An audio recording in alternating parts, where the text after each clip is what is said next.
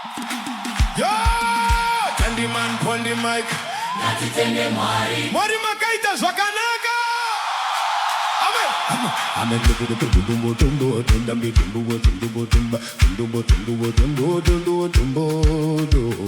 Dandyman on the mic.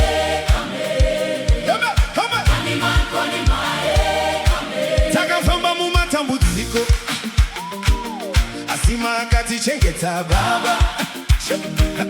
Zvataida makatipa, tiri pano nekuda kwenyu.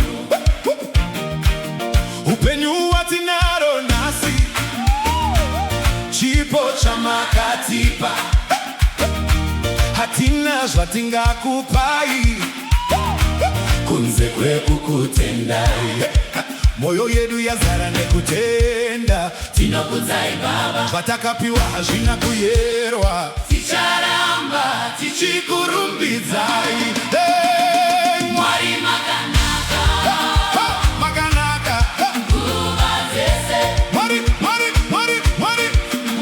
Makanaka. Makanaka. Nguva dzese. Tinokutendai Baba nekuda kwezvamakaita. Tinokudzai Baba. Muri Mwari vedu.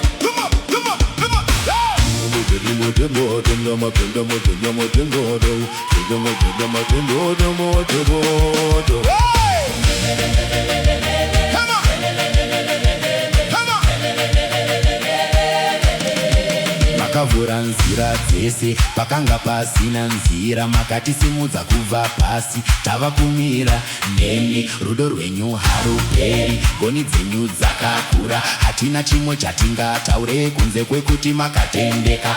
We give you glory, we give you honor, we lift your name higher, higher and higher. Mwari Makanaka. Makanaka. Nguva dzese.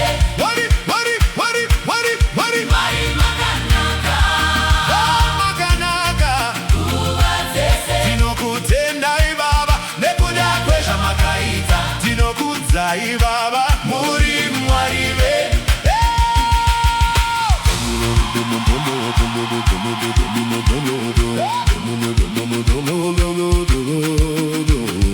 Mwari Makanaka. Mwari Makanaka.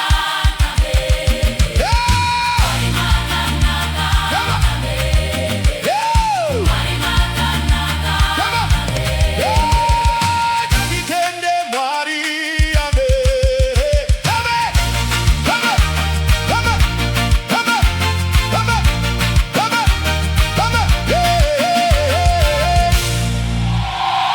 Dandyman on the mic.